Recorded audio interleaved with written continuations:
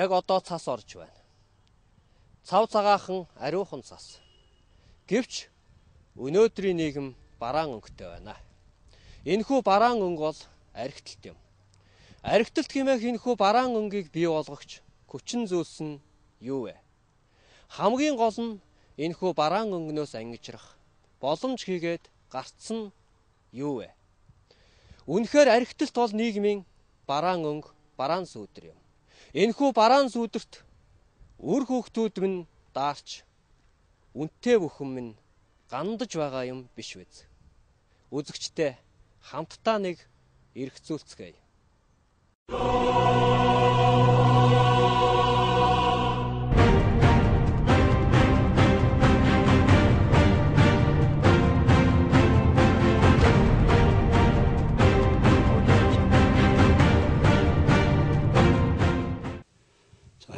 Архитектурын үндсэн шалтгаан гэдэг юм бол одоо мэдээж олон янзын шалтгаан байна шүү дээ. Тухайн одоо нийгмийн шалтгаан байж болно. Тухайн сэтгэл зүйн шалтгаанууд байна. Өшөөр одоо хүний одоо өөрийнх нь тэр физиологи, биологийнх нь онцлогоос одоо шалтгаалж. Одоо архитектур гэдэг юм чинь байгаа шүү дээ. За ер нь архитектурын шалтгаан өсөл их олон л даа. Энэ албыг би авч ажиллуулад одоо жишээ нь саадуулах байрны дарга архитектурын секторох ажил хариуцсан. Ажлыг авч одоо жишээ нь өнөөдрийн байдлаар 4-5 дахь жилд ажиллаж байна. Өөрийн ажиллаж байгаа ажлын байран дээрээс ер нь өөрийн тийм дүгнэлт хийгээд тийм ээ судалгаа хийгээд үзэхэд бол ер нь архитектурын ерөөсөө л гол үндсэн хамгийн гол зарчим бол ерөөсөө л иргэн хүн өөрийн ухамсарын асуудал архитектур бол ерөөсөө. Тухайн өөрөө ухамсараараа архитектурыг зогсоё гэвэл архитектурыг бол архих байхгүй болно. Тэрнээс бол одоо хүмүүс бол ерөөсөө нэм төрөнд бол одоо жишээ нь архитектурыг бол ажилгүйдэлтэй нийгмийн ядуурл энэ төр үзээд байдаг байхгүй юу? Энэ бол тодорхой шалтгаанууд байгаа. Гэхдээ хамгийн миний бодлоор бол хамгийн ерөөсөө л гол шалтгаан бол ерөөсөө л тэр хувийн ухамсар өөрийн тэр оюун санаас төхөөлөл үйл ажиллагаа байхгүй.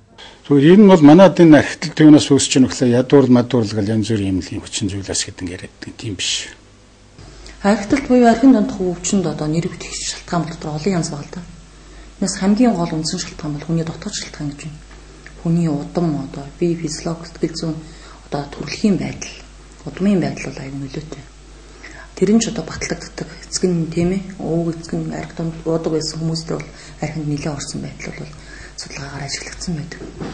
Тэгэхээр одоо төрөлхийн удмын одоо архийг задлах ферментийн дутагдaltaй байдаг юм уу? Архинд татагдах ийм хэв шинжийн хүмүүс бол архинд нэлээд ордог. Энийг бол хувь хүний өөрийнх нь дотоод шалтгаан гэж болно. Гадаад шалтгаанд бол сэтгэл зүйн байдлаас олон орно. Сэтгэл зүйн хувьд одоо бие дааж чадаагүй, би том хүний хэмжээнд хүртэл хөгжөөгүй. Одоо бэрхшээлийг давж чаддаггүй. Сэтгэл зүйн хувьд сул дорой байна. Стрессээ өөрөө тайлж чаддаггүй. Эсвэл одоо архиар зөвхөн стрессийг тайлдаг. Гэх мэтийн сэтгэл зүйн хувьд одоо бүрэн бие даагаагүй. Том хүн болж чадаагүй. Харахад том хүн боловч сэтгэл зүйн хувьд том хүн болж чадаагүй хүмүүс л архинд хамрах нэрвддэг. Энэ нийгмийн үед яг энэ тухайн нийгмийн үед архитект юунаас болоод шалтгаан юу болоод байгаа юм бэ гэхээр хүмүүс ажилгүйдэл эсвэл юу гэдэг нь бохимдол стресстэй байна. Нийгмийн янз бүрийн шалтгаан янз бүрийн бусад хүчин зүйлүүдээс болж архиж гэнэ гэж хардаг юм л да. Би хувьдаа бол архитект юунаас болдго юм бэ гэж хардаг. Тэгэхээр хүн өөр ажилгүй байхын тулд ядуу амьдрахын тулд өөр архийг уугаад гэдэг юм уу гэж хардаг. Тэр архитектурын үндсэн шалтгаан гэдэг нь архитектурээс одоо архитект гэдэг нь үндсэндээ өнөөдрийн нийгэмд одоо зүгээр одоо хувь хүмүүс ч гэсэн хэрэглээл гэж анх одоо үзэж эхэлж байгаа шүү дээ. Насанд хүрээл одоо хүүхд насанд хүрээл тийм ээ. Архи хэрэглэж эхэлдэг. Архи согтууруулах юм да. За архи гэдэг чинь одоо согтууруулах юм да гэхэр чинь одоо айраг тий. Тэгээд одоо пиа гэдэг нэг жижиг одоо алкогол багтаа зүйлээс ахуулаад хэрэглэж эхэлнэ шүү дээ. Тэгэл үндсэндээ одоо энэ дээрс нэг баяр ёслол тэмдэглэдэг, төрсөн үдээр тэмдэглэдэг. Одоо тэгэл одоо оюутнууд бол одоо юу гэх юм нэг танилцах үйлчлэгээс ахуулаад сургуульд өгснээ баяр гэл ингээл янз бүрийн одоо арга хэмжээнд дээр одоо архи согтууруулах юм дагцсан их бага хэмжээгээр хэрэгжилж байгаа хөөхгүй. Архитектыг яг зөвхөн би Орхон аймгийн хэмжээнд авч үзсэн багуудаар албан байгууллага хүмүүсүүдийн нас хүйс бүх юмарууд ер нь 3-4 жилийн судалгаа гаргаж үзэлтэй. Өнөөдөр бол яг одоо гэр хорооллын төвшөнд юм уу тийм ээ, их залуу багч гэдэг юм уу, шанд багч гэдэг юм уу, ажилгүй тийм ээ, мөн нийгэм баталгааж өгсөн доогуур газар бол арай өндөр гардаг. Гэхдээ бол ерөөсөө яг л эвтсийн үр дүндээ бол ерөөсөө хүн өөрийн сэтгэхийн л асуудал байна. Хүнээс генээсэ гэж яриад шүү дээ. Ген байдаг байхгүй. Аав нь архич юм бол хүн архич л байж таар. Миний л бодлоо шүү. Зүгээр тэр нэг эрдэмтэд чухам юугаад гаргаад одоо нотлоод нөх хэлбэл том ялаад тавьсан байдгийг би мэддэг. Бас нэг шалтгаан нь бол нийгмийн хүчин зүйл байгаа. Энэ болохоор одоо ажилгүйдэл ядуурл тийм ээ өр зээл гэл ингээл нийгэмтэй холбоотой асуудлууд бол бас их нөлөөлдөг.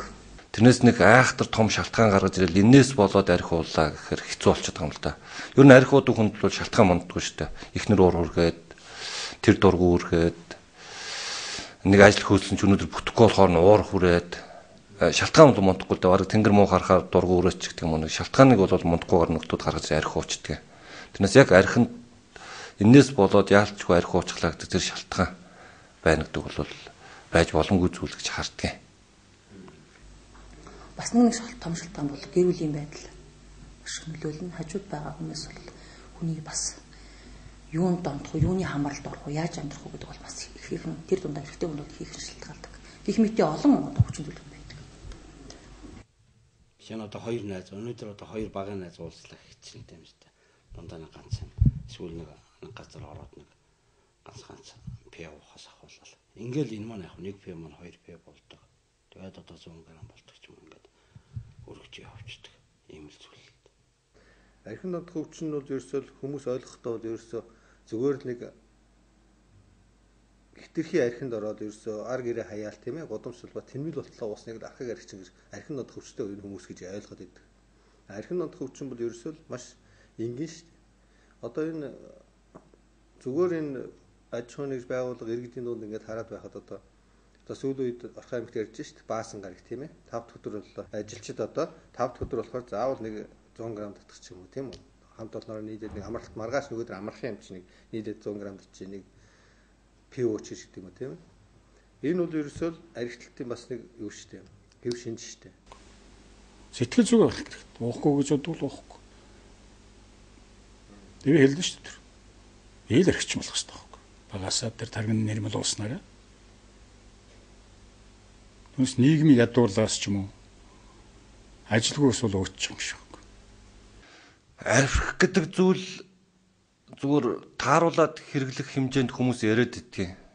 Тааруулж архийг тааруулж уuna гэдэг бол мундаг авяас юм шиг байгаа юм. Зүгээр монгол хүн гэдэг юм уу гадны хүн 2 ондоо монголчууд гэдэг нэг хүмүүсний тийм яриад идэх. Би бол архийг тааруулж ууж байгаа хүнтэй бол таарж байгаа хүн яг үнэ хэлэхэд. Тэгээ тэрний хамгийн гол нь тааруулжлах хэрэгтэй байна.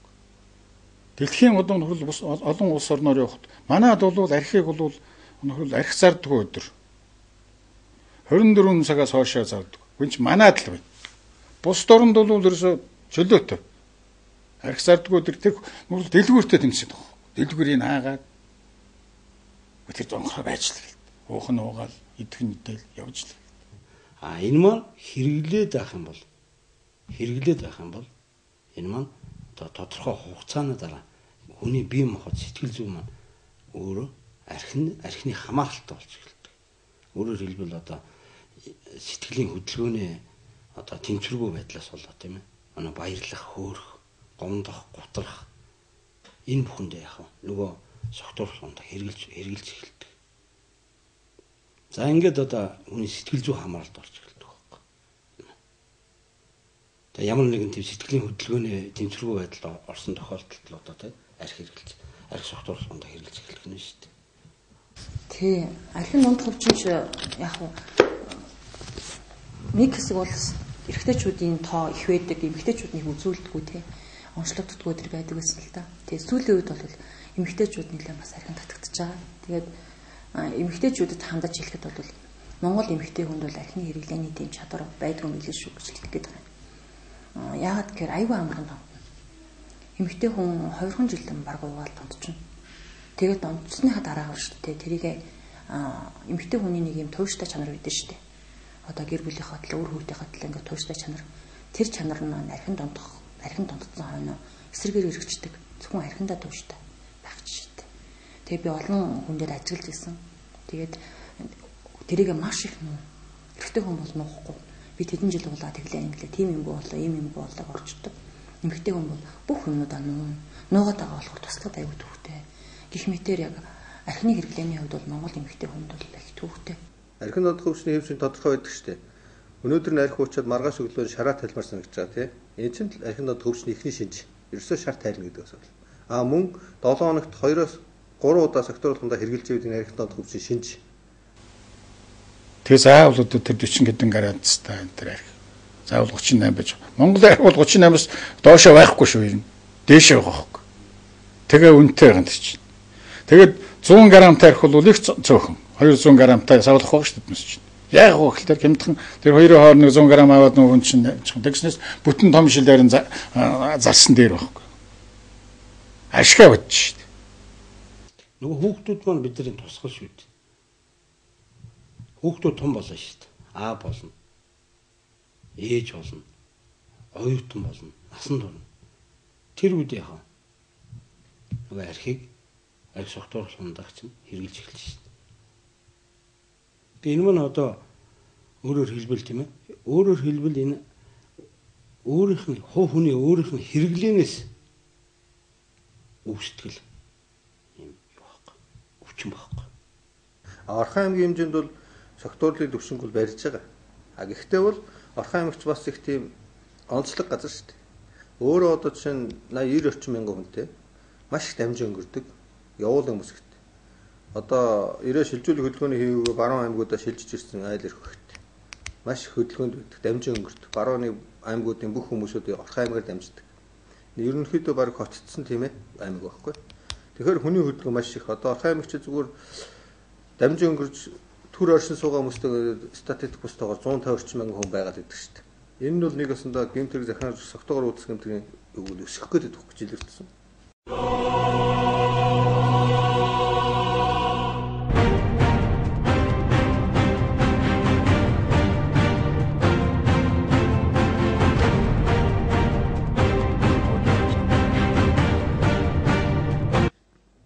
Архитектурын үр дагавар бол маш их шүү дээ. Маш нийтлэг шүү дээ. Хамгийн наадсах нь зөвхөн одоо сүүлийн үед одоо жишээ уураг биш тийм ээ.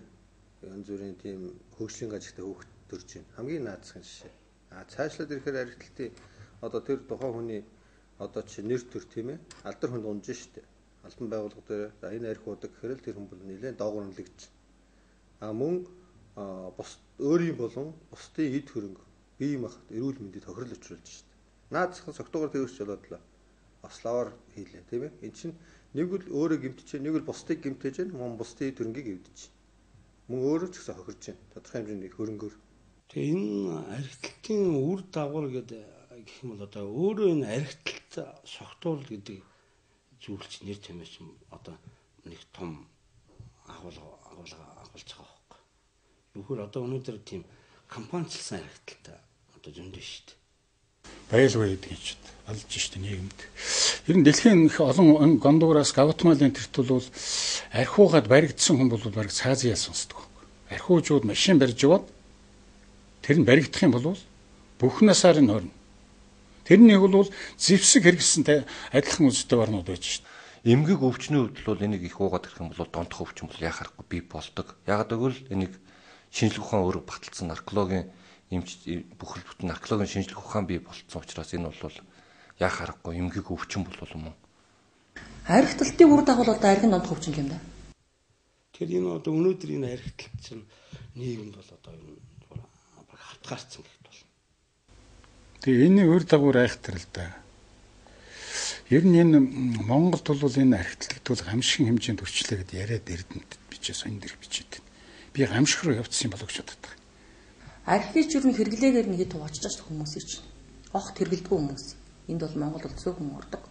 Хүүхэд орно, өндөр настай хүн орно, зарим эмэгтэйчүүд орно, жирэмсэн хүмүүс орно. За тэгэд өвчний учраа одоо архины хэрэглээний эсрэг залттай хүмүүс, их мэдээ хүмүүс л огт хэрэглэдэггүй. Дараагийн бүлэг хүмүүс бол ёс гүйцэтгэдэг хүмүүс гэж. Тийм ээ? Баяр ёслолын үеэр ёс зүйдээ амсдаг, бос зүй дуудаг ийм хүмүүс. Дараагийн хүмүүс нь бол одоо жинхэнэ нийгэмд байх ёстой бүлийг энэ бол хэрэглэгчтэй. Арх бол хэрэглээ штэ.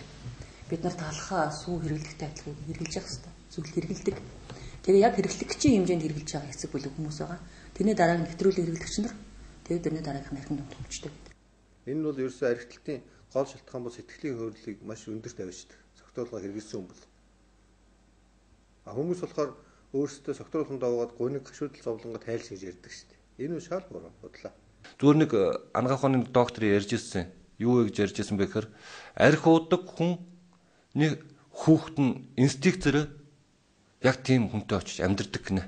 Яагаад гэвэл баг багт нь тэр айлын том хүүхдэд голцох тохиолдол явуулж байгаа. Баг багт нь чи хүүхдээ хар, чи аав чинь бөөлжлөө, аавынхаа бөөлцгийг цэвэрл, гэр орноо хий, тэг ингээл ээж бүх ачааллыг том хүүхдээр өгдөг учраас том хүүхэд ялангуяа эмэгтэй хүүхэд том болсныхаа дараа яг тийм инстинктээр тийм арх уудаг хүнтэй очиж амьдэрдэг гинэ. Тэгээд тэр хүнийхээ бөөлцгийг цэвэрлдэг. Хэдий тэр хүүхэд том болтлоо арх уусан хүнийг жигшдэгдсэн яг харахгүй тэрийг өгүүлдэг. Тэг сэтгэл зүйн хувьд үнэхээр хүчтэй эмэгтэй хүнийг бол хинж харахад дурдж чадахгүй. Сул дорой уучраас л татагдчихж байгаа байхгүй юм тийм. Ямар ч мөнгө төрөхгүй хоолгондгүй байсан ч гэсэн сэтгэл зүйн хувьд бол бие даасан эмэгтэй хүн бол хүн дурддаггүй. Цаатлын үр дагавар гэдэг ингээд ярих юм бол энэ олон одоо жилд ингээд энэ архитах үйл явц одоо байх юм бол архитаад ахын хүн архитад одоо архитаад сухтуулаад ах юм бол тийм донт хөвчтэй болох магадлал маш өндөр. Арх шуусан хүн чинь тухайн үед бол сэтгэлийн маш өндөр түвшинд хөдөлгөөнд автаад тийм ээ. Тухайн үед бол одоо юм бол маш амархан юм шиг бодогддог байхгүй сэтгэл тийм ээ. Өнөөдөр 100,000 төгрөгтэй хүн арх уухтаа 100,000 төгрөг өнөөдөр би байрны мөнгө тэгт төлөндөө гэж бодож явсан хүн согтруулгаа эргэлжүүл энэ үуч би энэгээр уучин 100,000 төгрөг маргааш би хаанаас ч олдог гэсэн сэтгэхүйд өөрчлөлт ордог байхгүй. Наацх амаргааш тэр олддог байхгүй. Тэрийг мэдгүй сэтгэлийн хөрөлд авчаад маргааш нь бүр илүү гүн юунд ордог стресс. Тэгээ энэ жижигхэн Монголд 3 сая хүн дотор тэгээд энэ архитэлт тийм ээ. Тэр дээр архитектийн тухай бичсэн байлээ л дээ. Нэг хүнд жилд 36 литр архи оногдож байна гэнэ. Тэр нь бол одоо дэлхийн стандартаас 5-6 дахин жил юм ямар хаш. Хэтрүүлэн хэрэгжилж байгаа хүмүүсийг бол нийгэмд юу гэж нэрлэдэг байгааг л архитэлт гэж нэрлэдэг байгаа юм. Архитектдаг хүмүүс архитэлт гэдэг байгаа нь хэтрүүлэн хэрэглээд байгаа хэсэг бүлэг хүмүүс. Тэрнээс бий болцсон ба архин донд хөвчтэй хүмүүсийг нийлүүлээд нийгмийн дунд одоо хар яриагаар бол архитэлтдаг хүмүүс архитэлт гэж яриад байгаа. Зүгээр ажил бүтээх гэдэг нэг 100 татаад суугаад ажил бүтээчдэг хүмүүс байдаг юм билээ архиар. Энэ талаас нь тэгээ тэр ажиллаа бүтээдэг хүмүүст бол бас архины сайн үр дагаврыг хараад хэлчих байх. Миний хувьд бол тэгж ажил төрөл бүтээж суудаа байхгүй байгаа учраас яг энэ талаас нь архийг нэг сайн ийм үр дагавартай гэж хэлэхэд бол хэцүү юм байгаа юм. Тэгээд энэ архин донт хөвчин гэдэг юм аа одоо өөр нөлөө гэх юм бол одоо үр дагавар гэх юм бол цааш одоо хувь хүнд тийм ээ хувь хүнд өшөө цаашаа гэр бүлтэнд өшөө цаашаа одоо нийгэмд одоо тийм шүрэг үр нөлөө үзүүлж идэг. Юмны хор уршиг бол ерөөсөө маш их л дээ ер нь бол гэмт хэрэг захиргааны зөрчил эдгэрч ерөөсөө тэгэл тэр хүний одоо гэр орон төрөлт төгшөр төрүүлээ тийм ээ одоо хүүхэд эмэгтэйчүүд одоо бэлгийн одоо энэ гэр орны хүчирхийлгээд нь шүү дээ ар гэрээ. Энд чинь ерөөсөө архитектаас л үүдэлтэй шүү дээ. Тэр хүн согтуу очсон сулжил ар гэрээ одоо хүүхдүүд аав нь битээ согтуу өрөөсөө тийм ээ. Ийм байдал үүж байгаа чинь энэ ерөөсөө хор уршиг шүү дээ. Маш их сэтгэхийн хор уршиг маш их байдаг. Тэгээ Монгол хүнийх нэг бас нэг согтолтын нөгөө үр дагавар нь бас бүлээн авах одоо чадвар нь Европын одоо хүмүүсээс арай бас өөр онцлог шинж төрхний бас байдаг ч юм маш амархан согтчдаг. Оросууд морсууд чинь төсөв архи уух юм бол оросууд нөхрөл бол сууж яхад Монгол нөхрөл төрүүлээд одоогод өгдөг. Тэгээд одоо энэ одоо Аз одоо хүмүүс гэж байна шүү дээ тийм одоо Монголын одоо тийм хүмүүс байна шүү дээ. Энэ хүмүүсийн одоо тэр одоо бие махбодод архины одоо өөрөөр хэлбэлдээ одоо арх согтуулахундаа гэдэг нь одоо хими гаднаас орж байгаа хими элемент шүү дээ тийм тэрийг ч нэг одоо хүний илэг шүүж цэвэрлэдэг юм. Тэгвэл одоо ийм Аз хүмүүсийн хувьд болохоор одоо тийм юу маш бага хэмжээтэй шүүдэх тийм одоо фермент нь маш бага хэмжээтэй. Тэр Европ хүмүүсийнх бол маш өндөр хатуулагтай тийм өндөр градустай тийм арх хэрэглэхэд өөрөөр бие махбод нь цогцсон. Архин донд хөвчин. За одоо ер нь бол наркологийн эмч хүний хувьд бол одоо архин донд хөвчтэй хүмүүсийн одоо нийгэмд их хор нөлөө үзүүлдэг одоо нийгэмд гоц аюултай хүмүүс эдэр гэж ярих бол би дургу. Яг бол энэ өвчин. Одоо дэлхийд дээр хэдэн мянган өвчин байгаагийн нэг л өвчин. За нэгдүгээрт өөрөө энэ өвчнөөс өвчин сэргийлж чадахгүй байна. Хоёрдугаар нөгөө талаар нийгэм энийг өвчин гэдэг талаас нь хүлээж авахгүй байна. Гуравдугаарт эмнэлэг энийг эрүүл өвчин гэдэг талаас нь одоо бас эмчлэхгүй байна. 100 грамм татсан бол энэ нөхөр бол амьд байх байсан юм да. Энэ төрөд яриад идэг усуу тийм ээ. Энэ чинь цаадах чинь нөхөр бол айгуу мундаг уудаг байсан юм да. Уужгаад болчихсон чинь өөр хийдэг. Нэг удсангүй дээ. Тэрнийг чи бүр би доктор хүн яаж яхан сонс. Ангаа ухны доктор. 100 грамм л өгч гисэн бол тэг босоод ирэх байсан юм да. Тэг чадсангүй дээ. Тэгэхээр бол ач тус байна шүү дээ. Одоо архин дондцсон байгаагийн цэвэргүүрт нь бурууг нь өгч байгаа. Жишээлбэл одоо зүрхний өвчтөй хүнд байдалд ороод ойлдож чарлаад ингээд тусламж хайж явахд бол хүн бүхэнд туслана. Архин донд өвчтөй хүн шалтаад одоо хүнд байдалд ороход бол баг ихэнх хүмүүс баг хохино гэж хэлж байгаа. Энэ бол шудраг биш. Ашгүй нийгэмд ихэнх одоо ажлын бүтээмж нь буурч шүү дээ тийм. Ажлаа таслал. Одоо их хэмжээгээр одоо согтцсон бол магаас нь ажиллах чадвар байхгүй учраас одоо ажлаа таслах юм. Улсын хэмжээний одоо согтуугаар үлдгэсэн гэмтэр гэдэг нь тоон үзүүлэлтээр өсөөл яваад байдаг л та. Үүнээсээ ч болоод одоо архины хяналтын тухай хуулийг батлах гэдэг шүү дээ, тийм ээ. Нэг хүн ногдох согтуур хундааны хэмжээ Монгол улс 25-28 литр байна гэж байн гараад байгаа юм л байна. За, архин донд хөвчтэй болсон хойно гарч ирж байгаа хамгийн том одоо сөрөг үр дагавар гэр бүл байдаг. Архин донд хөвчтэй хүмүүстэй хамт амьдрахд бол маш төвөгтэй байдал бий болдог. Энэ бол яг үгээр тэр өвчний өөрийнх нь одоо эмнэл зүйтэй холбоотойгоор зам төрхөө өөрчлөгдөх, нойргоо болох ийм арга тийм хэрэгтэй гэх мэтийн сэтгцийн таагүй уур амьсгал нь гэр бүлийнхээ хүмүүст одоо хамаарлын байдалд оруулаад хамт байхад өнөхөр төвөгтэй байдлыг бий болгодог. Одоо хүүхдүүд, эмэгтэйчүүд бол хамаарлын хам шинжид ордог. Тэгээд маш хүнд байдал бий болдог. Тэгээд тэрийг дагаад ажилгүйдэл, ядуурл, хүчирхийлэл мэтийн одоо одоогийн нийгэмд гарч байгаа хүчтэй одоо сэтгцийн үзэгдлүүд бол бий болдог. Энэгээрээ бол яг одоо нийгэмд те хортой. Тэгээд энэ архин дондох өвчин одоо архин дондох өвчин гэдэг энэ архины шалтгаант гэж байгаа байхгүй. Яг тэр ангаа ухааныхаа нэр томьёо байгаа болохоор архины шалтгаант сэтгц төрхүүлийн юм гэсэн юм шүү дээ. Маш ийм одоо сэтгцийн өвчний ангилд багтдаг өвчин болсон биш үү.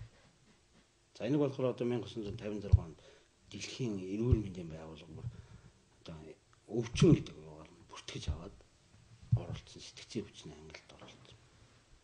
Зэрэгтэл зүгээр нэг кино үзээд сууж байгаа гэдэг юм уу зэрэгтэл дотор нэг согтун оруулж ирээд нэг ойрлоход бол хүн болгон тэн дотор бол гис сэтгэлд найз төрдөг байхгүй. Хамгийн түрүүнд яах бол гэсэн. Арх үзэн үнэс бол ингэж хүн болгон айц төрүүлдэг. Тэгээд нүүн галзуун согтуугаасаа гэж хүртэл үг байдаг. Тэгээд энэ арх үзэн хүмүүний бол үр дагавар бол асар дээр ялангуяа гэр бүл дүр хүүхдэд нөлөөлөх бол амар их байдаг. Яг шууд ганц хоёрхан өгүүлбэрээр архин донд хөвчнийг онцлох гэж бол байхгүй. Архин донд хөвчнийг онцлохын критерий гэж юм байдгийг. Тэр нь бол маш олон зүйл байдаг.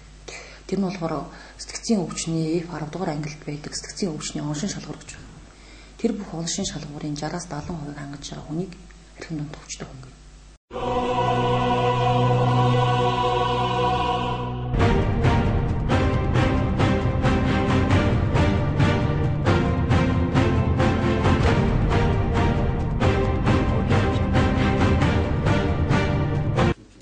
Би өөрийнхөө нүдээр л харж байна л да. Нүдээр хараад одоо чихээр сонссноор ш нүдээр харж байгаагаар л би ярил л да. Би нэг өөрчн гэж хэлж чадахгүй. Би одоо олон дэлгүүрийн худалдагч нарыг тань нөхдүүдээс би заримдаа асуудаг. Архины одоо борлуулалт өөрчн өгөлтэй. Өөрчн гэж хэлдэг юм байдаг. Архиталт зөв манайх улс бол дэлхийд толгойлдог юм билээ л дээ. Би архитектийн эсрэг үндэсний хөдөлгөөн гэдэг энэ олон төрлийн бас байгууллагуудыг нэгтгээд архитектийн эсрэг Монголын ерөнхийлөгчийн дэргэд үндэсний сүлжээ бий болгоод байж байгаа анхны судалгааг бий болгож авч ирсэн. Пив арх энэ вино үйлдвэрлэдэг үйлдвэрүүдийг зөвхөн Монголдоо үйлдвэрлэж байгаа үйлдвэрүүдийн жилийнх нь хэрэглээ нь 18-аас дээш насны 21-ээс дээш 18-аас дээш насны 18-аас дээш насны насанд хүрсэн хүн болгонд 38 литр арх оногч гэж байгаа байхгүй. 38 литр арх. 2 литрэс дээш хэмжээнд очих юм бол гамшиг энэ бол ер нь гамшигын хэмжээнд очлоо гэж дэлхийн нийт үздэг юм байна. Гэтэл тэгсэн Монгол гуучлаараа 38 литр болсон. Энэ бол юун 2 литр вэ? За ер нь улсын хэмжээнд саяхан би өчигдөр үлээ уржигдаж зурхтаа хаж ирсэн. Одоо нэг хүнд Монгол улсын нэг хүнд шүү дээ. 50 литр одоо арх ноогдож байна гэсэн тоо байна зүгээр яваал гарч ирэл. Нэг хүн 50 литр. Яг энэ хуулиа бариад батлагдчих юм бол Орхон аймгийн хэмжээнд бол ерөнхийдөө насан турш хүн гэж байна шүү дээ. 21 насан турш 3,000 хүн тутамд нэг архины цэг байна. Туйлчлан тэгж орж байгаа. Энэ нь сая өчтөр яг хөлбөр жоохон буцаагдах шиг боллоо л да. Бас нэмэлтээ өөрчлөлт найруулах гэх юм. Энэ хгээр байх юм бол Орхон аймагт жишээ нь 30 эдхэн юу вэ? Насан турш Орхон аймагт 62,000 хүн байдаг байхгүй. 21 наснаас дээш. 62,000 хүний статистик тоо байдаг. Үүний тооцох юм бол за нэг 31 орчим дэлгүүр ч юм уу тий. Тэм дэлгүүрэл үлдэх гээд нь шүү дээ. Тэгэхээр бол ерөнхийдөө энэ бол арай нийлээ эсэргүүцлээр тулах юм шиг үлээ. Гэхдээ хууль яаж хэрэг вэ гэхгүй. Архины бизнес чи харин сайн бизнес байгаа. Арх бол ер нь хаач явсан архины дэлгүүр бол ер нь одоо дампуурн гэж байдгүй юм байна л дээ. 16 аймагт одоо сэтгцийн үйлдвэрийн үндэсний төв эрүүл мэндийн яам дэлгүүр үйлдвэрийн байгууллагаас судалгаа хийсэн. Энэ судалгааны одоо нэг бүрэлдэхүүнд архины дунд төвчний судалгаа орсон юм. Үндэсний хэмжээний судалгаа. Энэ судалгааны дүн одоо 15 оныхоо эхний хагас багтаад гарна. Тэгэхээр одоо манай Монгол улс архины дунд төвчнөр хаана яваа вэ? Тэр дундаа Орхон аймаг ямар хэмжээнд яваа вэ? Тэр гэдэг юмнууд бол тоо бодтой гарна. 10-аад жилийн өмнөх тоог бол одоо яриад хэрэггүй. Миний одоо бодлоор бол архины донтолт бол нэлээд ихсэж байгаа гэж бодож байгаа. Залуучж байгаа, ихсэж байгаа гэж бодож байгаа. Тэр нь юугаар үндэслэж хилээд байгаа вэ гэхээр архинаас шалтгаалсан гэмт хэргийн тоо их болж байна.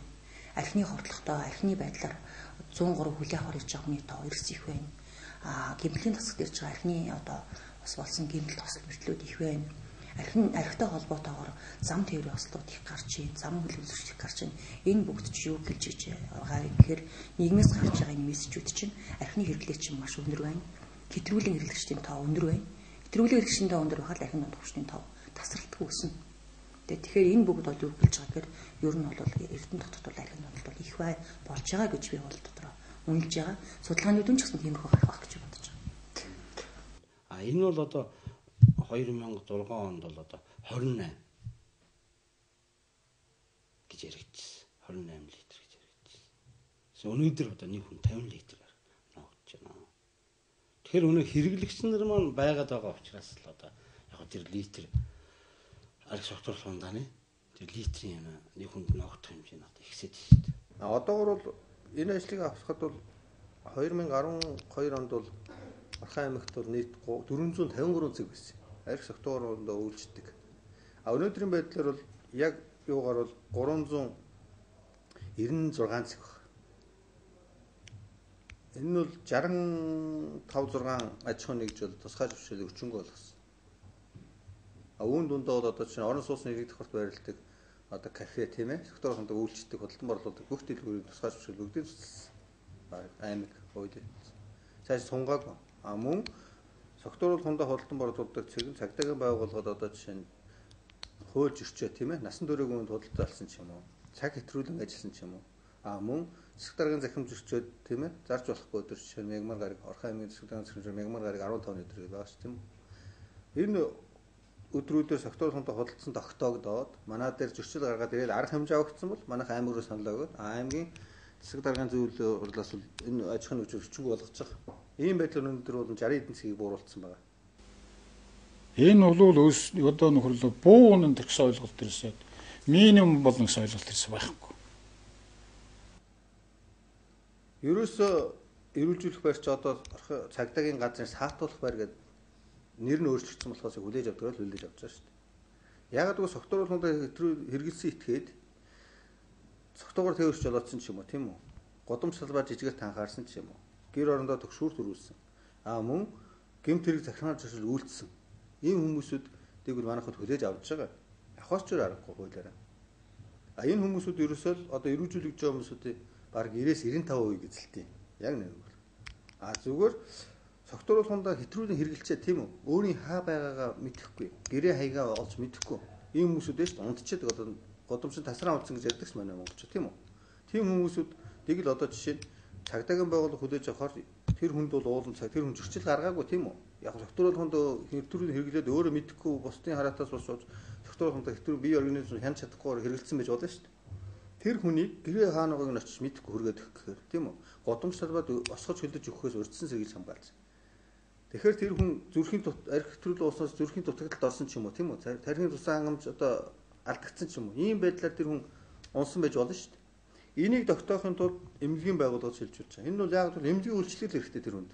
Цагдаа дээр авчаад ариу одоо архийг гаргах гэх тэр хүнд ямар юу хийх юм? Тийм үү? Унтуулаад байж байгаа. Тийм биш байхгүй юу? Тэр хүнийг эмнэлгийн тусламж үзүүлээд эмнэлэг хүлээж аваад үзлэг хийгээд за энэ хүнд бол ямар нэгэн гэмтэл сарив алгаа. Тиймээс доктор ундаа хэтрүүлсэн хордлогын тайлан тийм үү? Хордлогын тайл хөөшгөө хийлээ. Одоо гэр орноод мэдвэтэйгээ боллоо тийм үү? Тийм болоход нь буцаагаад гэр орны ар гэрийнх төлөөлөх ийм л үйлчлэх байхгүй юу? Энэ л хэрэгжиж байгаа. Орхон аймгийн хэмжээнд хэрэгжиж байгаа, улсын хэмжээнд хэрэгжиж байгаа. Тэгэхээр хүмүүс одоо буруу ойлгоод зөвхөн согтуу архитыг л одоо буцаагаад эмдэгэл аваад байгаа юмс ойлголт төрөөд юм. Тийм биш. Энэ бол баг 100-ны 5% л эмдэг дүргэж байгаа шүү дээ манайх. Ер нь бол эрүүлжүүлэх байр эдэргээд ийм ч уг нь бол одоо өөр Монголоос өөр газар цөөхөн байд юм шиг л шүү дээ. Тий.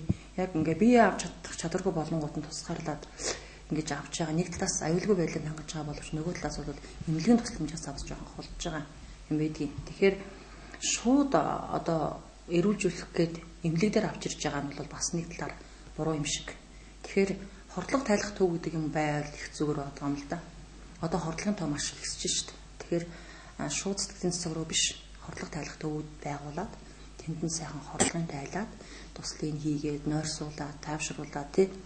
За тэгээд зүрх судасны дутагдал, амьсгалын дутагдлах юм тэрийг нөхөөд тэгээд маргааш нь гэрт нь хүлээлгэж хүү, эмнэлэг рүү хүлээлгэж хүү гэдгийг шийддэг.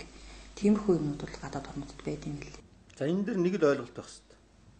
Эрүүлжүүлэхийн хууль, эрүүлжүүлэх байр өөрчлөгдөөд эмнэлгийн мэдэлд очижээ гэсэн ард иргэд нэг л ойлгоод байгаа. Энэ бол буруу ойлголт. Завсрын дээрэд амжуулах тэр нь бол эрүүлжүүлэх биш. Баг ихэнхдээ эмнэлгийн чанартай хүний эрхийн талын бас асуудалтай. Ийм олон талын хяналттай, цагдаагийн хяналттай, хүний эрхийн хяналттай, эмнэлгийн хяналттай тийм ээ. Тэгээд татхавар бас нийгмийн хяналттай ийм нэг пункт бол байж ах хэвээр. Манайх шиг архинууд хөвчих байгаа газар. Тэгээд маргааш нөгөө дөрөөс нь тэрийг ялган ангилна шүү дээ. Гэрийнхэнд нь хүлээлгэж хүү. Эрх зүйн асуудалтай бол цагдаад хүлээлгэж хүү.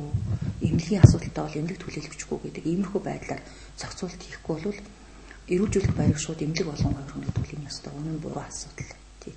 Тэгэхээр 5800 хүн жилд манайх хүлээж авч байгаад эмнэлгийн байгууллагууд 200 орчим хүн хүргэсэн гэдэг байхгүй. Тэгэхээр яг нөгөө хорхон ортой эмнэлэг сэтгцийн өвчтэй хүн хүлээж авдаг орчин баг эрүүлжүүлэх байр болж хувирна шүү дээ. Тэгээ одоо манай хүлээ авахтай ч гэсэн ерөөсө шаардлагатай хүн тусламжаа авч чаддгүй. Орилсон чалсан сохтуучууд ирээд хамаг туслах хамаг юм хэрэглээд тий ингээд байдлыг хүндрүүлдэг. За энэ дээр өөрөөр хэлбэл нэг талдаа архины хэрэглээ маш өндөр Монгол улсад. Тийм ээ? Маш өндөр. Нөгөө талдаа мөн архинаас татгалзах арх уухгүй амьдрах одоо хүсэл сонирхолтой хүмүүс бол бас тэр төдий чинээгээр их байдаг. Тэрнээс бүр арх орт багсаал Монголын хэмжээнд ч гэдэг юм Эрдэнэтийн хэмжээнд арх багсаал нэг нөхөрлөөх зуншаал тэгэн гутал арх багсааж явцсан юм бол эсвэл тэгэл нэг мундаг эмч гарч ирэл яагаад дараал тэгэл эмчлээл явцсан тийм тохиолдол бол ерөөсөө байхгүй. Яагаад гэвэл бид нар шийдтэнгүүд биш байхгүй юу? Тэр одоо хэрэгцээнд дэр нь бас одоо яг төр засаг зүгээс тавьж байгаа анхаарал халамж юм одоо тэг эрүүл мэндийн яамны зүгээс тавьж байгаа анхаарал халамж юм уу гэдгээс болоод юм те.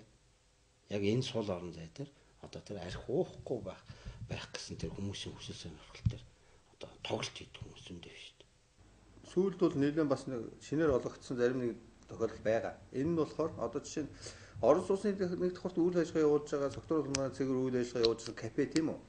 За энэ болохгүй юм байна. Ард иргэд ямар нэмэлтийг алгадуулах юм байна. Тийм учраас бид нар өөрөө тусдаа өөрөө байр барья гэдгээр өөр газар очиод барилга байгууламж бариад түүндээ би энэ ихэ шилжүүлж аваа гэсэн өсөлт гаргахаар бас өгч байгаа. Энэ нь бас тэр хүний эрхийг хамгаалж штэ тий. Зөрчихгүйгээр одоо чинь Орос улсаас гарцсан. Нэг тийм тохиолдол байгаа. Мөн шинээр баригдсан аж ахуйн нэгжүүдээс одоо хөгжлийн хувьд олон одоо жишээ нь нэлээд олон хүний хүлээн авах хүчин чадалтай тийм үү? Одоо чинь дээдс гэдэг юм уу? Тэгээд улаан одоо сүүлийн стандарт нийцсэн тийм ресторан тийм ээ тохилог орчинтой тийм юунд бол бас аймгийн засаг дараагаас бол өсөлт гаргуулж зөвшөөрөл олгож байгаа юм. Тэсвэр төвчээ сэтгэл зүйлийг авч өгдөг. Сэтгэл зүг байх хэрэгтэй. Уухгүй гэж бодвол уухгүй. Архин донд хөвчч одоо их хүнд өвчин штэ. Би бол одоо архин дондцсон хүнд ширүүн хандаж урдаж чаддгүй. Яад гэвэл сэтгэлийн гэдэг маань одоо хүслийн хувьд докторгүй болон зан ааш нүрэлтэн биеийн нүвдэн шалтсны дараагаар маш их биеийн нүвдэн байх зүйн аргагүй болно. Тэгээд бухимдал гараад зан үйл нь өөрчлөгдөн. Тэгэхээр чин хүний яг үндсэн 3 гол юм нь бол бариад авч байгаа өвчин шүү дээ. Тийм. Тэгэхээр маш хүнд өвчин. Маш хүнд өвчин эмчлэхэд бас маш төвөгтэй цаг хугацаа шаардна. Тэсвэр төвчээрийг шаардна. Ийм өвчин. Тэгэхээр манайд яах вэ гэхээр физикнүүд боловсролын тогтолцоонд нэг юм баймар санагддаг. Хүүхдүүгээр багаас нь архины дээр хор холбогдолгүй багаас нь дунд сургууль засгиж ярьж эхлэх хэрэгтэй байхгүй. Архитай миний хоолыг. Өөрөө тоонд.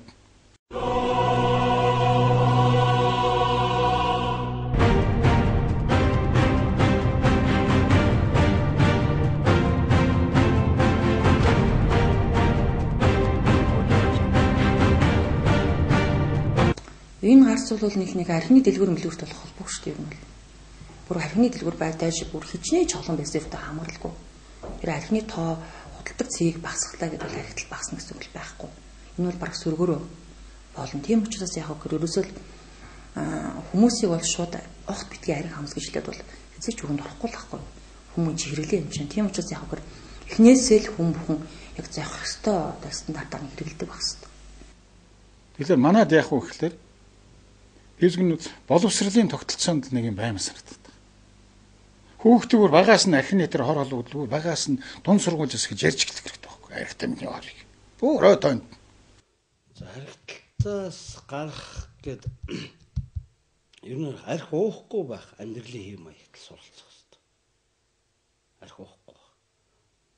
Тэрнээс биш одоо энэ чинь одоо арх ордог тусдаа улаан хоолой гэж юм байхгүй шүү дээ.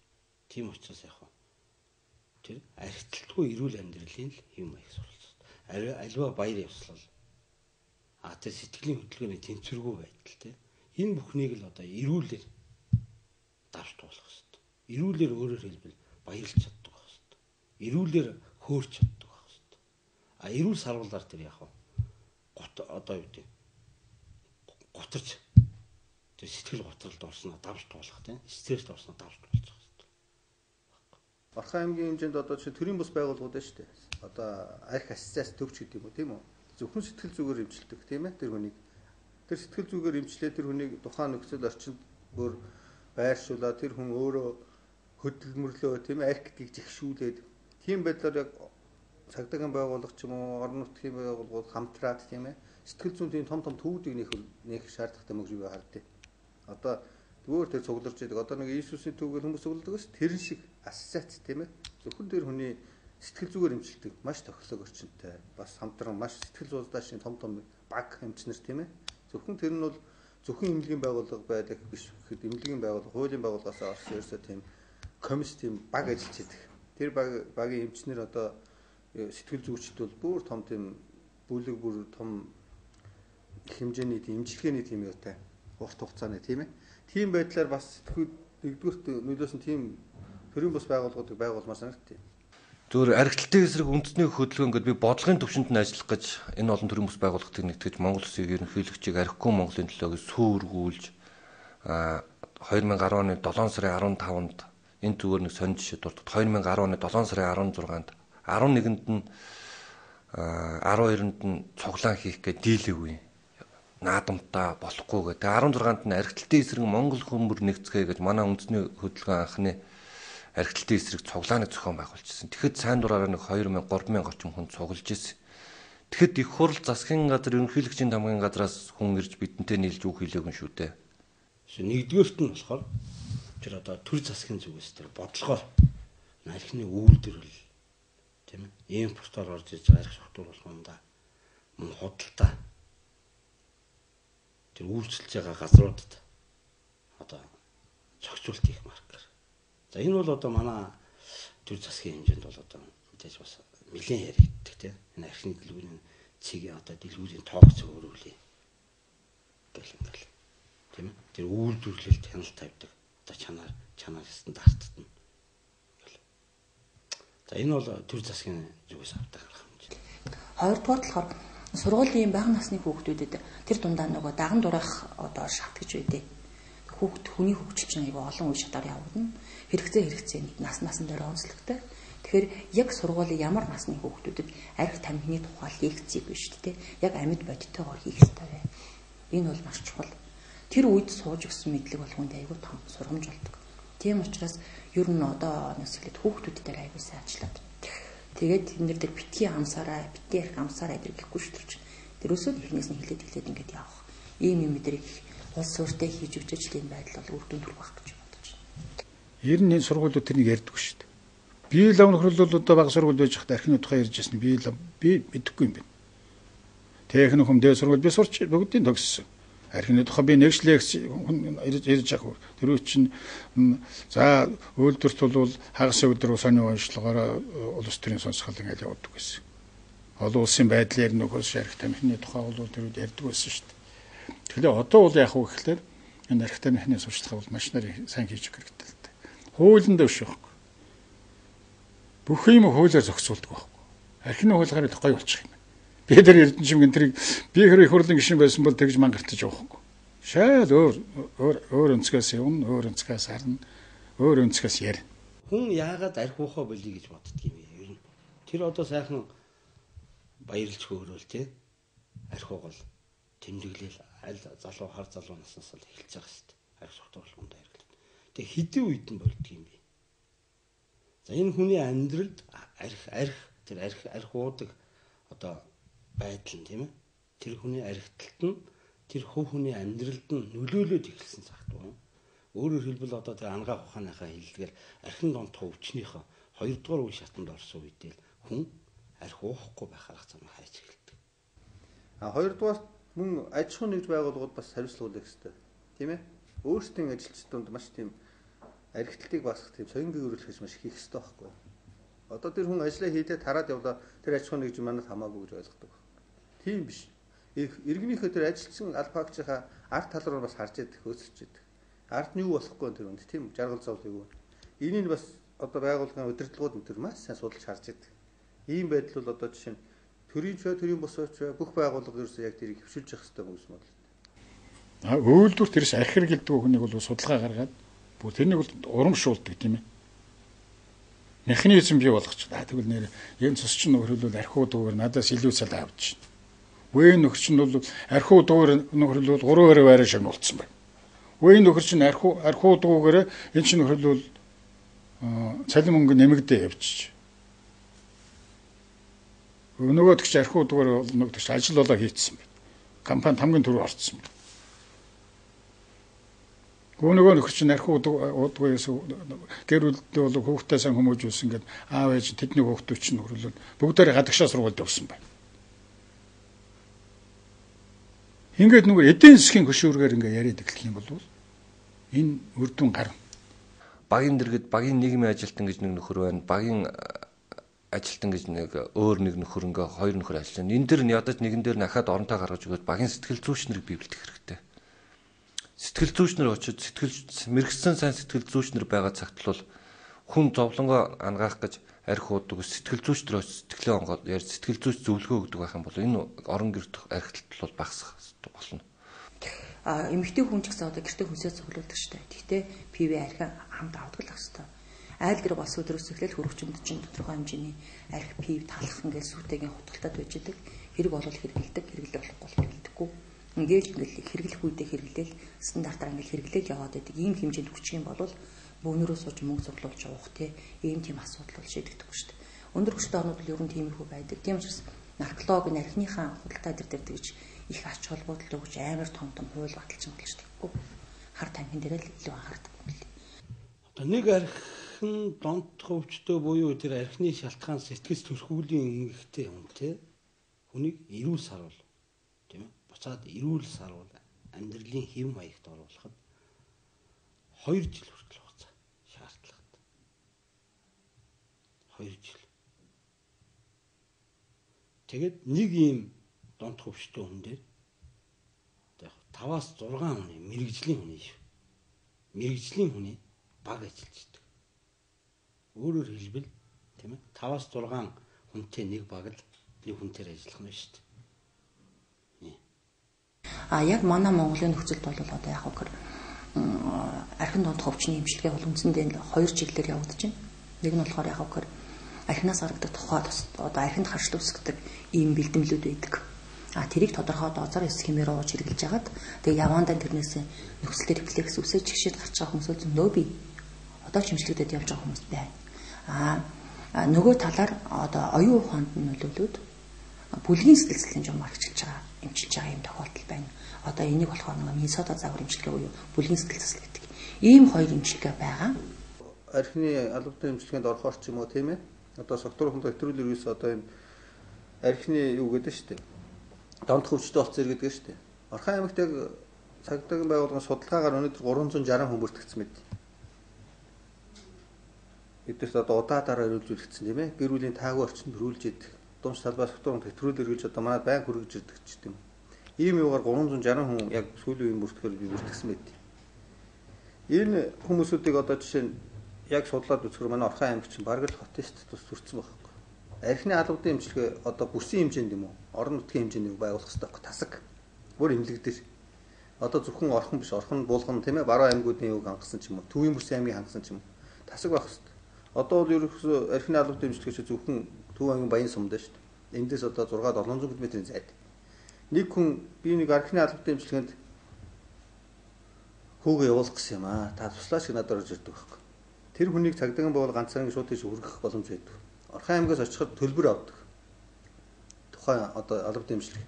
Нэгдүгээр, хоёрдугаарт нэг хүнийг хүргэж идэг цагдаа хамгаалалт машинаас ахуулаад дангаар нь явуулах төсөв байдаг юм. Жилд нэг 30 хүн явуулдаг байсан манайх. Тэгээ 30 хүн явуулахаар аймаг нэг төсвөөс 30 хүний зард шийдэл явуулдаг байсан. Тэгэл тухайн үед бол 30 хүн бол яг яваад ирдэг нэг 6 сар арих байхгүй. Ирээд нэг 6 сар орчим байхгүй. Тэгэл буцаад ирэхэд орчих юм тохиол байгаа байхгүй. Хүн л боловсралтай, бусд нь боловсралгүй гэж бодоод байгаа шүү. Тэгээ Африкийн одоо тэр том амьтдыг чинь багаар явж шол олж иж шүү дээ. Аслан тэр нэг жижиг 70 гаруй чигтэй нэг эрийн нохоонуудын тэр чинь хэдэн 10-аараа 20 явж хагаад өөрөөсөө хэдэн 10 дахин томыг бариад ичиж шүү багаар. Тэглээ юу байна вэ? Боловсралтай байна. Монгол хүн бол ядаж тийм одоо юу гэдгийг тэр багаараа ажиллаж чаддаг. Монгол хүн тэр багаараа ажиллах чадвар нөхрөлвөл эрдэмт бичсэн нэг юуны зөвлөлтийн нэг эрдэмтэн бичсэн байсан. Монгол хүндийн сүүлийн одоо нөхрөлвөл 70-80 жилд багаар ажиллах чадвар нь их дороотсон гэж. Юунаас болсон юм? Бараг одоо биднээс энэ арх тамхинаас бас бараг болсон гэж шахуу юм биччихсэн байдаг байхгүй. Тэгээ дээр нь бие биенийгээ сонсч чаддаг. Хүн болгон дарга болчихсон. Бие биенийгээ сонсч чаддаг. Энэ чадвар бол монгол хүнд байхгүй гэдэг Спиридовский гэдэг эмэгтэй бичсэн юм шүү дээ. Тэгээд арх уух юм бол кэдэ өдөр уудаг. Багийн тамир чи нэг нөхөр нь уугаад алга болчих юм бол нөгөө баг байхгүй алга болно шүү дээ. Тэгээд тэрний бичсэн мэл. Бус доорнд бол Водочная вайн гэж чинь Оросд бол арх худалдаалаг дэлгүүр нь тустай байдаг хөөхгүй. Монголд хүнсний барааны дэлгүүр 8 нэрийн дэлгүүр дотор арх цуг байждаг. Тэгэхээр ядаглаад энийг яг энэ тамхиныхаа хуушийг хүнсний дэлгүүрээс гаргаад тусдын архины дэлгүүр бий болгох нэгдэх алхам энэ. Хоёр дахь алхам бол юу юм бэ гэхээр нэгэнд годамд гарсан улсуудыг уучлаарай одоо та нар хохино гэж хэлж болохгүй. Эдрийг нийгэмшүүлэх төвийг ингийн яралтай бий болгох хэрэгтэй. Тэгэхээр дэлгүүр мэлгүүртэй тэмцгээс илүү хүнийхээ сэтгэл зүйн хөгжилтөд анхаарад бүгд одоо сэтгэл зүйн хувьд одоо насанд хүрсэн одоо хүнд ямар сэтгэл зүйн дарамт шалтгаалууд ирж болох вэ? Тэрийг даваад гарах чадвартай тийм хувьд төлөвлөсөн байх юм бол ер нь ямар нийгмийн хамаарал болохгүйгээр ямар ч нийгэм, ямар ч улс орны байдал ямар ч болсон гэсэн өөрийгөө сэтгэл зүйн хувьд биеийн хувьд авах чадвартай бие хүний тоо олон байх юм бол энэ яг үгээр эрхэм донд хөвчин чинь багасаад зүгээр хэрэглээ болоод явж штэ. Тэгэхээр энэ бол энэ талаасаа илүү анхаарч өгөх зүгээр гэж бодож байна.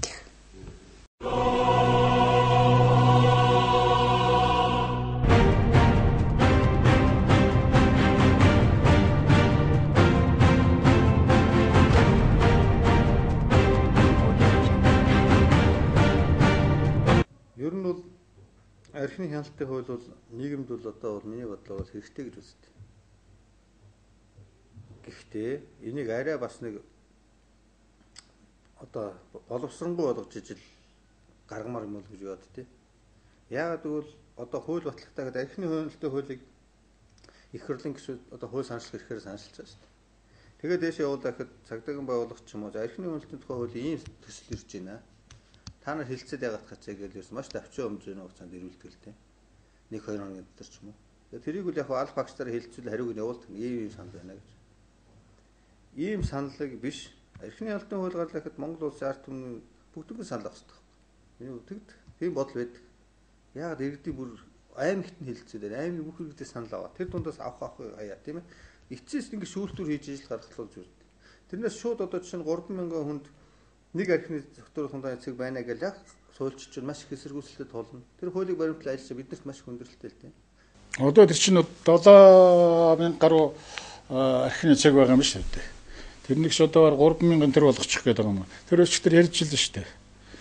Тийм бол одоо улсад биднээс чинь 19 тэрбум одоо татвар төлдөг байсан аж ахуйн нэгж байгууллагууд чинь үүнийг 520 сая төгрөг төвлөрөх дайны юм болж байна гэж. Дэлгэр бол 19 тэрбум төгрөг улсын төсөвт орох хэрэгтэй байсан чинь нөгөөдөг чинь 520 сая болоод тэрнийг чи ямар шухантайган бодно одоо тэгээд дээр нь ажилгүй байх улсууд гарч ирнэ гэж. Нөгөө архины цаг нь чинь нөхрөл 2 дахин 7,000 чинь 3,500 болох юм байл л. Тэнд чи 3,500 чинь 3,500 хүн байгаа шүү дээ. Нэг дэлгүүрт бол нэг худалдагч, хоёр худалдагчтай гэж хэлдэг өчтөр тэр туяа гэдэг. Тэгээ 3,502 өржүүлээ. 7,000 хүний чинь 5-аар өржүүлээ. Нэг гэр 5 амбалт 35,000. 35,000 хүн хоол болох юм шүү. Гэхдээ бас хууль байх л ёстой баг, хянах л ёстой баг. Гэхдээ дэлгүүрийн тоо моон дээр хянахаас илүү ерөнхийдөө стандартны арх байна уу юу гэдгийг хянах хэрэгтэй байна. Яагаад би нэг голчилж хэлж яана гэхээр Монгол тогтвортой брэнд арх гэж байдаг. Тэр нь хүмүүсийн сэтгэл зүг балж байгаа. Өмнөдөө дэлгүүрийн тооноос илүү аюултай зүйл нь энэ. Тогтвортой 10 жил 5 жил брэнд явсан арх гэж байхгүй. 2-3 жил угаал тэгэл муу болохоо хэлсэн гин муу хамт болсон гэсэн хүмүүс анддаг шүү дээ. Тэгэл дахиад нэг харих гараад ирэн тэгэл 2 жил байхгүй. Яагаад тогтвортой брэнд архтай архигүй байгаад байна гэхээр архины стандарт гэдэг юм байхгүй. Тэгэхээр ямар экспертээр хийж яана гэдэг чинь тэр чинь эргэлээд хүмүүсийн сэтгэл зүг болж байгаа байхгүй. Тэр нь бүр мэдэгддэг. Дээр үед одоо 40 настай 50 настай дээр жоохон арх угаал явдаг хүмүүс мөртлөөс архин төвчтэй ороогүй. Жоохон дуртай юм инлээ тэргээл явж идэг хүмүүс байдаг. Тэгэхэд одоо 20 настай 10 хэдхэн настай залуучууд архинд очиод маргааш нь гараад зүчээд ирж байгаа шүү дээ. Энэ яг хөр спирт ч өөрөө болохгүй байгаа.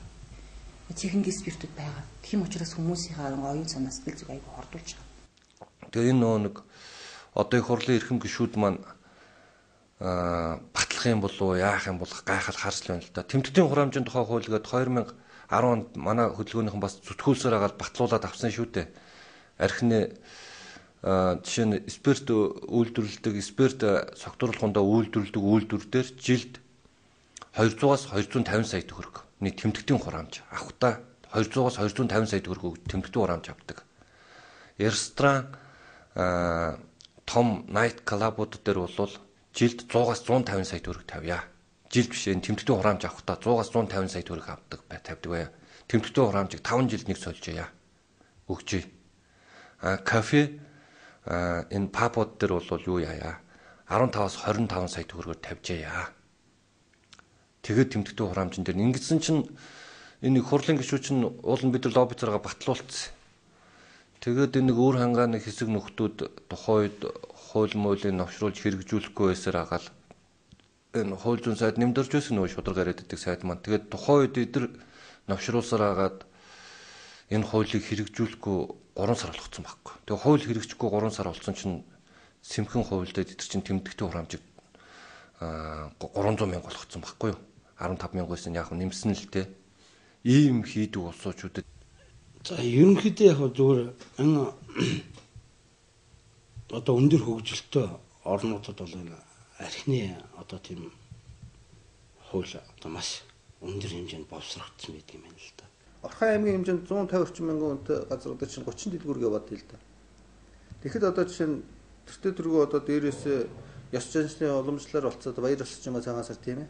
Энэ дээр бол 30 дэлгүүрт 150 мянган хүн гэхэд ерөнхийдөө хуучнаас картын бар шиг өсөлтөнд ор. Ийм зүгээр үр дагавар. Тэр 30 дэлгүүрийн эрхийг авах гэж маш том өрсөлдөөн гарна. Тэр дунд нөгөө нэг яригадаад байгаа тийм ээ. Аль чадaltaй ихэхэд би тэрийг авна энийг авна гэсэн. Одоо мөнгөний урсгалж байдаг.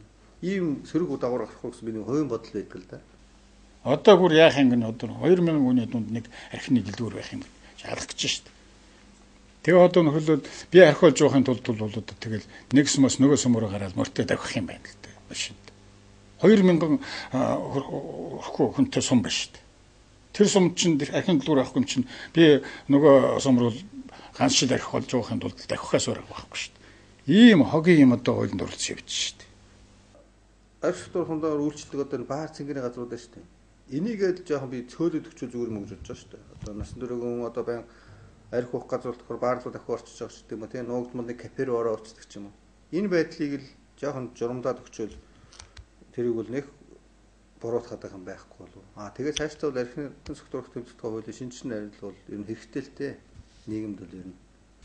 Тэгэхэд би яг наркологийн хэмжээ хувьд бол дэлгүүрийн тоог зөөрөл цөөлүүлэл те ингээд энэ бол хяналтын хуулийн гол зүйл биш. Үнэхээр сайн чанартай спиртээр үнэхээр сайн архийг брэнд архийг хийгээд тэгээд тэрийг бүр хаа хамаагүй зартах хэрэгтэй бардаач. Тэгээд яг тэрийг нь хүмүүс стандартаар хэрэглэдэг. Хэрэглэх үедээ хэрэглээд хэрэглэхгүй үедээ хэрэглэхгүй байдаг. Тэгэхээр аяндаа дэлгүүрийн тооч аяндаа цөөрөөдч үйд юм уу тийм. Ингээд мэдээд ирж штэ. Тэгэхээр хамгийн гол анхаарах зүйл би юусоо тэр яагаад энэ олон жил брэнд архи Монголд байхгүй вэ гэдэг чинь бас л монголчуудын сэтгэл зүг хөгийн болгож байгаа нь тодорхой харагдаж байгаа шүү. Хууль хэрэгтэй байлгүй яах вэ? Манайх чинь 2001 онд энэ хууль баталсан байдаг юм блэ. Тэгээ архитектийн эсрэг үндэсний хөтөлбөртэй юм блэ 2003 онд үндэсний хөтөлбөр нь гарцсан байдаг юм блэ. Монгол Улсын ерөнхийлөгч Нацгийн багванд энэ үндэсний хөтөлбөрийг боловсруулаад гаргацсан байдаг юм блэ. Тэгээд хөтөлбөр нь 0 мониторингийн судалгаа яагаад вэ гэвэл энэ дээр төсөв тавихгүй учраас хөтөлбөр нь 0 гэдэг байхгүй. За энэ дээр маш сайн хууль байх хэрэгтэй. Маш сайн хууль. Мөн засаг дарганы захимж байгаа шүү дээ. Аж ахуйн нэгжүүд гадны болон дотно талаа бол өөр сүүлийн камержуулах шаардлагатай гэсэн тийм юу байгаа шүү дээ. Одоо жишээ нь янз бүрийн сөрөг үр дагавар сүүлийн гарч ийн л да. Ягмаргаар секторын хундаа зарлах нэг иргэн мэдээлээ л дээ. Энэ хүнд ингээ архи зарснаас энэ архи утсан байна. Та шалгаж өгөөч. Гомдолтой энэ дэлгүүртээр орсод. Очоо шалгахаар тэр боддогч би хизээс зараагүй. Би ерөөсөө зараагүй. Бодлоо намайг гүтгэж чинь. Манай дэлгүүрийг одоо хаалгах гэж. Ийм байдал яриад байгаа. Энэ нь бол ерөөсөө тэр аж ахуйн нэгж өөрийнх нь хариуцлагагүй л асуудал байгаа байхгүй. Бид нар тийм дээр камертай газар бол очоод шууд камерыг шүүчиж байгаа. Хоёр дахь удаа тийм үү? Өглөөнөөс болоо орой хүртэл бүгдээ шүүчиж байгаа. Орж гарч үүсвэ камерыг хяналтаар харц. Тийм юм дээр тийм камерын бүрэн болгоод ажиллаж байгаа аж ахуйн нэгж бол бардан байж байгаа байхгүй. Манайх зараагүй та камер шалгаад үз. Манайх бол камерын шалгалтыг хийчих. Хэрвээ камержуулаагүй камер гэдээс манайх тавьж чадаагүй гэвэл тэр аж ахуйн нэгж бас зөвтгөхөд их хэцүү болчихоо. Тэгэхээр бол тэр аж ахуйн нэгж өөрсдөө хамгаалахын тулд яг л секторын захимжийг камержуулах хэрэгтэй байна. Би боддог энэ бол цаг хугацаагаар хэмжиж болохгүй л дээ. Архи бас л уудаг эдэж чинь ялгаагүй л нэг бизнесний болохоор өдөр судартай байдаг. Бус бизнесүүд нь болохоор бол ерөөсөө чөлөөтэй байж идэг. Архитны чинь бас бизнесийн төр шүү дээ. Зарим одоо нөх бизнес эрхэлж байгаа улсууд нэгээл хомигдоод цагаараа хэмжүүлээл өдрөөрөө хэмжүүлээл би гэр архины бизнес байсан бол зарим боддог байхгүй би. Би энэ архины одоо бизнес эрхэлдэг хүн байх юм бол миний хоёр дахь өдөр нэг архи чинь зарахгүй гээд засаг дараагийн захимж гарцсан. Дургүй хөргөн шүү дээ хин ч гэсэн. Би адилхан бизнес эрхэлдэг юм шүү дээ. Миний бизнес гэднээс яагаад ингэж байгаа юм? Дэлхийд даяар бизнес эрхэлж байгаа шүү дээ. Монгол ганцаар архины бизнес эрхэлж байгаа шүү. Ийм хөг юм байж болохгүй шүү дээ. Яаж бодсон би боддог байхгүй нэг. Монголд л байгаад байгаа гэж. Өөр оронд байдгүй. Тэгэхээр бол хэрэглээ гэдэг талаас нь орхиод харин хүмүүсээ явах гэр зөв хэрэглээнд сурах тийм ээ. Тэгээд бас гол зүйл нь болохоор нөгөө хүнийхээ сэтгэл зүйн хөгжилтэд аюулгүй анхаарах хэрэгтэй байхгүй. Одоо ингээл архины асуудалтай ч юм уу сэтгэл зүйн асуудалтай гэр бүл төссөн хүмүүс бол ер нь архин татах магадлал бас их байдаг. За тэгээд гэр бүлдээ одоо таагүй уур амьсгал ер нь бол сэтгэл зүйн уур амьсгал таагүй уур амьсгал төссөн хүмүүс бол ямар нэгэн хамаарал орох магадлал ихтэй байдаг. Одоо байрсхор өнөөдөр 27 хүн байлаа гэхэд чи бодоод байна. 27 хүн байл 18 согтуугаар тэрвэрч болоодсон шүү дээ. Байршлах хуулинд согтуугаар тэрвэрч болоодсон байршигчдад юм биш. Согтуугаар тэрвэрч болоодод тухайн хүн баригдах юм бол захиргааны ажлын тухай хуулийн 25-аараа эрхээ асуулж байгаа. 6-аас 2 жил байгаа шүү дээ. тэр хүн эрхээ асуулчаад дахиад гашрахгүй дахиад баригдаад барьшлагч байгаа асуудал байхгүй энэ бол давтан нэгсэндээ. Эрхтэй өнийг барьшлахгүй шүү дээ. Тэгэхэд эрхээ асуулчаад гашрахгүй дахиад арх хуучаад дахиад машин барьж аваад барьшлагдаж чинь гэдэг бол айгүй сөрөг үзэгдэл тий. Тэгэхээр энэ хууль бол ямар ч арх цогтруулахундаа түүгээр худалдаалах хяналт арх цогтруулахундаа үйлдвэрлэх, худалдах, үйлчлэх түүнд хяналт авах тухай хууль батлагдаад ах юм бол маш хэрэгтэй юм байна. Энэ бол хууль хэрэгтэй. Хууль хэрэгждэг байх хэрэгтэй. Нэг хэсэг нь бол өгөөгүй хайжлаа л да. Нэг хэсэг нь бол өгөөгүй ядуурлаа. Зүгээр Улаанбаатар жишээ нэгсэн тэг цагаас хойш найт клубуд ажиллаж болно. Өглөөний 6 цаг хүртэл. Арх согтууруулах хундаа ширээн дээр байх юм бол харин хаашаа өгсөн чи хүмүүс ширээн дороо их тавьсан байхгүй. Арх согтууруулах хундаа авлаа ширээн дороо тавилаа уулаа болсон байхгүй. Манайд одоо 2 дахь өдөр 15-ны өдөр арх зарлаагүйгээд одоо Эрдэнэтийн архины хэрэглээ одоо тас буурсан ч юм уу те. Одоо архины хоттой холбоотой асуудлууд багассан гэдэг юм бол байхгүй болох шүү дээ. Энэ бол оновчтой биш хэл гэж өөрөө хувийн бодол гэж бодож шүү дээ. За ер нь Орхон аймгийн хэмжээнд бол шаг гэдэг юм бол анх л тийм ээ. Энэ согтуурхандаа зарагдаад спирт гэдэг юм гарч ирсэн шүү дээ. Тийм үү. Гаднаас спирт гэдэг юм орж ирэхэд л үхэлсэн асуудал шүү дээ. Архинаас арай хямдхан тийм үү. Спиртийг найруулад зардаг. Анх л энийг үүсч эхэлсэн хүнсний зах 6-гийн 1-2 дугаарыг анх үүссэн шүү дээ. Одоо бараг 10 хэдэн жилийн өмнө тийм ээ 17-20 жилийн өмнө ч юм уу. Тэгээд тэр үед яг нөгөө согтууруулахундаа одоо юу гэдэг картын бараанд ороо тийм ээ ховор болсон үеэлтэй асах зэлийн. Тэр үед л одоо жишээ нь арх хайгаад олдохгүйсэн хүмүүсүүд л одоо тэр ийм бизнес байд юм гэдгээс хүмүүс төхөөр ажиллаж эхэлсэн байхгүй. Цагдаагийн Монгол бол байнгын тэмцэж ирсэн юмтай бол. Тэгээд ер нь өнөөдрийн байдлаар харж байхад яг энэ арх гэдэг согтууруулахундаа одоо ингэж зараад тийм ээ орлуулж исэн хүмүүсүүд өнөөдөр яг л амьдрал босоод өөдрөг амьдрын явдсан бол үнэхээр 20 жилийн хугацаанд харагдахгүй. Зах зээлийн хууль гэдэг шүү дээ. Эрэлт байгаа бол хэрэгцээ байж юу нийлүүлэлт байдаг гэж. Тэгээ эрэлтэнд байгаад байгаа болохоор нийлүүлэлтэнд байгаад л байна л та. 12 цагаас хойш бүх айлын үүдэн дээр бүх айлын орцон дээр ч гэдэг юм уу цагдаа зогсоогоод чи гэрээсээ гарч болохгүй гаруул буудаж шүүгээд онц байдал зарлаагүйс хүмүүс гарч ил таарна, авч ил таарна. Сүүлийн үед бол одоо чинь уртцагаан гэж нэрийдлээ ядаж манайх. 4-р микрын тийм ээ. 22 дугаар байрны артлын зам. Энэгээр бас шагчд явж байна.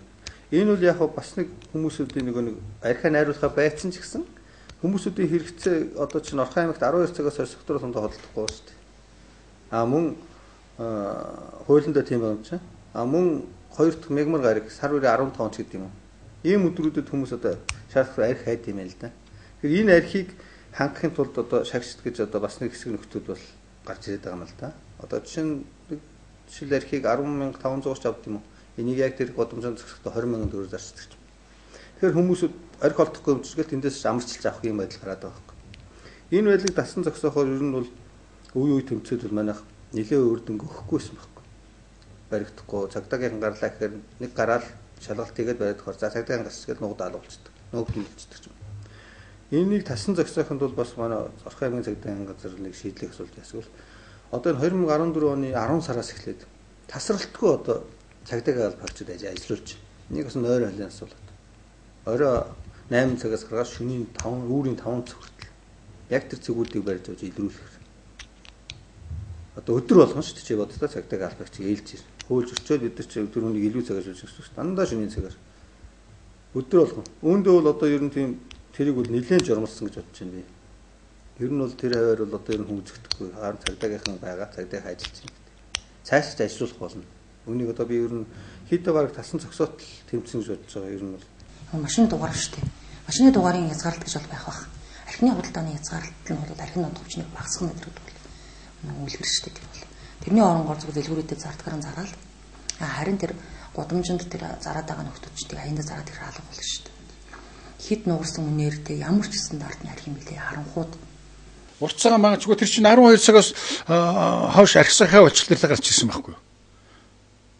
Тэр 12 цагаас байд би нэг Эрдэнэт урт цагаанаас зөндөө явж үзсэн. Шөнө 12 мөрт ингээл явж явах чинь нөгөөдөл чинь нэг архи авах гэж байгаа хүн явж гин гэж боддог шүү лээ. Ахаа байгаа шүү л гэдэг хажуугаар ингээ гөлтгнөд явууддаг байхгүй нөгөөдөл чинь өрөөдмөр ч юм шиг. Тэг яаж юм вөхлөөр хэрвээ тэр дэлгүр шөнийн 12 цагийн дэлгүр авах юм тэднээс санаас гарч ирэх. Тэр чи арх биш байхгүй. Нөгөө аваргуудыг найруулсан. Нөгөө хожоогийн спирт чинь хийгээд бөглөө тэр чинь өсөд үйлдвэрээс хас бол ялгахаар гоё хийж байна. Өөр одоо гэрээр тэр үйлдвэр агуулсан улсууд байна шүү дээ. Хуулиндаа бас өөр юм л да. Одоо тэр хүмүүсүүд жишээ нь зөвхөн гар дээрээс засаг дарга захимжуулсан эрдэнэ согтуутай хуулийн 6-гийн 1 заасан байт. Аймаг засаг дарганы захимж болон бусад зөвшөөрөлгүй газар согтуур хундаа гар дээрээс судалсан бол иргэнийг 35-аас 50 мянгаар торгох 50. Ийм л заалт өгдөг байхгүй. Тэгэхээр тэр хүнийг өсөндөө барьж аваад бид нар 35-аас 50 мянгаар торгоод байлаа гэхэд тэр хүн өнөөдөр нь торгуулж маргааш нь дахиад баригдаад торгуулад идэг. Тэгжэл тэр хүн тэр 50 мянган төгрөгийг бол нэг шөнийн дотор зүгээр хамархаа олоод байгаа байхгүй. Тэрнээс илүүгээр нь олоод байгаа. Тийм учраас энэ ерөөсө хуулийн сул болохоор дээр нь ингэж бид нар зөвшөөр тоохгүй шүү дээ. Торгуулчаад яваад байдаг. Ийм байдлаас болж явах юу байгаа. Гэхдээ цагдаагийн байгууллага бол сая бол торгуулийн арга хэмжээ авахаас гадна одоо цагдаа шаардлага тавиад байгаад удаадараа энэ хуулийг зөвшөө одоо бид нар эсэргүүцээд байна тийм үү? Чи болоо гэж шаардлага тавиад байгаад дахиад зараад эсэргүүцсэн байхгүй. Энэ байдлаас нь бол нэлээд хэдүүнийг шүүхээр бол цомдын шүүх барьжлуулсан. Одоо бол ер нь нэлээд бас тэмцлийг явуулж байгаа. Энэ бол цаашдаа бол ер нь миний бодлоор бол нэлээд тасан дахиад зурамлагдана гэж бодож. Одоо чад гэд дээр үе нэршлэр ярьж байгаа архит амлал болж байгаа хүмүүсүүд бол тоо харьцангуй буурсан шүү дээ. Цөөхөн болчихсон шүү дээ. Эрдэнэт хэмжээнд одоо нэг за 10 хүрэхгүй юм байна да. Тэгээ тэр хүмүүсүүдийг хяналт тогтоочих бол одоо бол шал өөр болж байгаа юм. Хамгийн эцэст нь юу вэ гэхээр бид нар одоо ирээдүгөө харах хэрэгтэй. Тэгэхээр сургуулиуд дээр ирээдүг клуб гэж байх хэрэгтэй. Бүх сургуулиуд дээр ялангуяа ахлах ангийнхны дунд ирээдүг клуб бий болгож энэ дээр энэ архит тамхины тухай, энэ буруу зуршлын тухай, архит тамхиас илүү буруу зуршлын тухай ярьж хэлж энэ хүүхдүүдийг эхнээс нь зөв зам руу оруулахгүй бол нэгэнд халтарсан хүмүүстэй ноцолж байгаа хөрөнгө мөнгө асар их юм зарж яхаар одоо энэ хүүхдүүдийг бас яг энэ дээр нь засаад авах боломж зөв зам руу дагуулад явах боломж байгаад байна гэж хардгийг. Миний эцсийн уриалга бол арх хуун гэдэг нь ерөөсөө сэтгэлийн асуудал тийм ээ. Өөрийнхөө сэтгэл санааг сайхан цэвэршүүлээч ээ. Эрүүл орчинд амьдраач ээ гэсэн уриалга. Ийм сонирхож үзсэн. Одоо тэр үүсэл гарал дээр янз бүрийн юу байдаг л та тийм. Домог яриа одоо зүгээр байж идэг. Одоо нэг хүүнэгдлийн үед нэг одоо тэр нэг шавар баар савн тийм ээ. Одоо юу гэдэг нь жимсээ түүгээд хадгалсан байж идэг. Тэгээд тэр хадгалсан байс одоо нэг нөхөн түүж авчиад тавьсан байсан чинь тэгээ мартцсан тэрийг. Тэгээ одоо нэлийн хэсэг хугацааны дараа тэрийг олж аваад тэгээд нөгөө жимсээ идсэн. Тэгс нөгөө жимс ч үнэ эсэлтэй тийм ээ. Одоо юу болцсон байсан. Одоо хүний юунд нөлөөлөх нэ сэтгэл зүйд нөлөөлөх, сэтгэл санаанд нөлөөлөх тийм юм болцсон байсан. Тэрийг үнэ идчихээд тэгээд яг хүн чинь хөөрж баясаад одоо сэтгэл нь тийм сайхан болоод гэдэг юм одоо сэтгэл маш өндөр болоод хөвгчлөлтөө цоос хэрэглэн болоод ирсэн. Тэгэл энэ чинь анхад архийг тэр яг энэ арх согтуурлахундаг нээсэн үед нь бол одоо амьд ус одоо мөнгө ус оллоо гэж одоо баг ярьж исэн гэж ярьдаг шүү дээ тийм ээ. Тэр домог яран дээр л бод уншснаа л ярьж шүү дээ. Тэгээд архины хор хөнөөлийг яг мэдээд эхэлсэн цагаас ахуулаад яг өнөө амьд ус маа үхлийн ус гэж нэрлэгддэг болсон. Арх гэдэг зүйл бол ер нь бол анх